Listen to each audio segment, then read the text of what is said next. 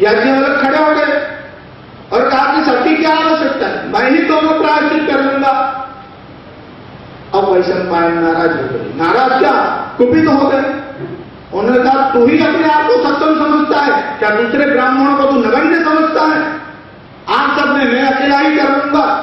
अब याज्ञवल्क्य के मन में यह भाव था कि गुरु के लिए प्रायश्चित करना है, दूसरों को क्यों कष्ट दे, यह सेवा मैं ही कर लूंगा।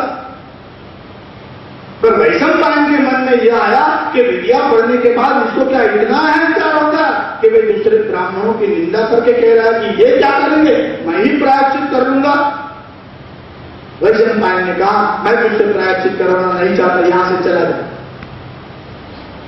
अब मन में दुख तो हो ही रहा, गुरु की आज्ञा हुई और गुरु की आज्ञा के सिवा भी ईश्वर का भी एक संकेत था। याज्ञवल्क्य के द्वारा पूरे विश्व को ऐसी वस्तु प्रदान करनी थी, अगर वह वहां ही रहता तो सारा विश्व उससे वंचित रहता।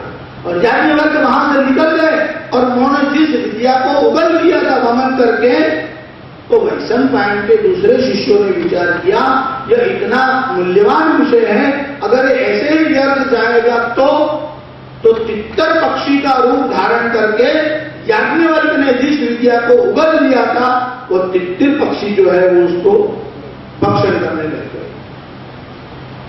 और इसलिए याज्ञवल्क्य ने जिस विद्या को निकाल लिया, इसीलिए उसको कृष्ण कहा गया, काली कहा गया, उसका नाम कृष्ण यजुर्वेद हुआ।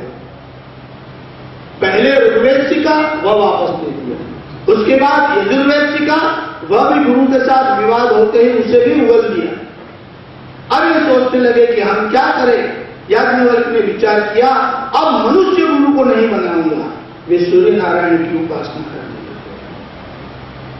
वे जब सूर्य नारायण की उपासना करने लग गए तो सूर्य नारायण इनके पर प्रसन्न हो गए और सूर्य नारायण ने कहा कि बोल तुझे क्या वरदान चाहिए। तो कहा कि मुझे तो वेद प्राप्त करना है। तो सूर्य नारायण ने कहा मेरे ये रथ के जो घोड़े हैं उसमें सूक्ष्म रूप धारण करके तू इस रथ के घोड़े में प्रविष्ट हो जा। वाजी शब्द घोड़े के लिए आया, ये वाजस नहीं शाखा है। और इन अश्वों के कर्ण में सूक्ष्म रूप से बैठ करके याज्ञवल्क्य ने इस विद्या को प्राप्त किया।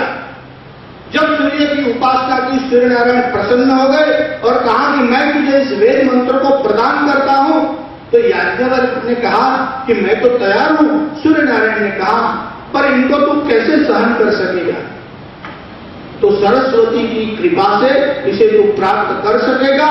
तू सरस्वती का आवाहन कर। याज्ञवल्क्य ने सरस्वती का आवाहन किया, सरस्वती देवी वहां प्रकट हुए। याज्ञवल्क्य को कहा अपना मुंह खोल, और सरस्वती ने याज्ञवल्क्य के शरीर में प्रवेश किया। जब सरस्वती प्रविष्ट हो गई और सूर्य नारायण की कृपा हुई, पर याज्ञवल्क्य का शरीर उसके कारण जलने लग गया है। अब सूर्य नारायण से पूछा कि मेरा शरीर जल रहा है, तो कहा तू जल में प्रविष्ट हो जा। तो वे जल में प्रविष्ट हो